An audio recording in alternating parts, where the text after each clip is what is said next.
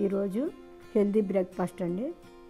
అది ఏవేంటో నేను చెప్తాను చూడండి. మనం నానబెట్టుకున్న విత్తనాలు, ఈ బాదం పప్పు, జీడిపప్పు,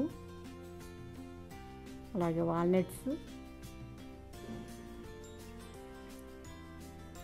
ఇంకా సన్ఫ్లవర్ సీడ్స్ రాత్రి నానబెట్టుకుని అది పై పోపర తీసేసుకుని బాదం పప్పులు, అలాగే మన ఇంట్లో ఫ్రెష్ కూరగాయలు ఏమన్నా అవి కడిగి పై పోపర తీసుకుని ముక్కలు కోసి పెట్టుకోవాలి. మనం ఉడికిన టిఫిన్స్ కంటే కూడా పచ్చి కూరగాయ ముక్కలు, అలాగే నానబెట్టిన చిరుధాన్యాలు, పప్పులు తింటే మంచిది అంటున్నారండి.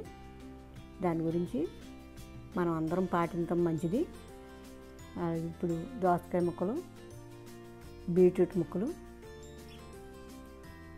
కడిగి కోసి పెట్టుకున్నాను. ఇంకా మనం కీరా దోసకాయలు ఉండినా పెట్టుకోవచ్చు.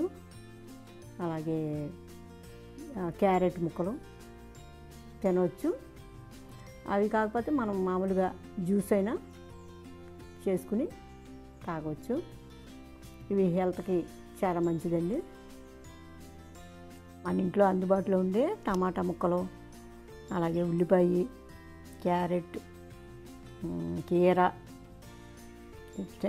క్యాబేజీ ముక్కలు కూడా ఇవి తినొచ్చు. నాకు అందుబాటులో ఉన్నాయి, నేను ఇంట్లో ఉన్న పెట్టాను.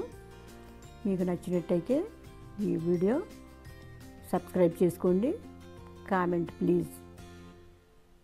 Thank you for watching.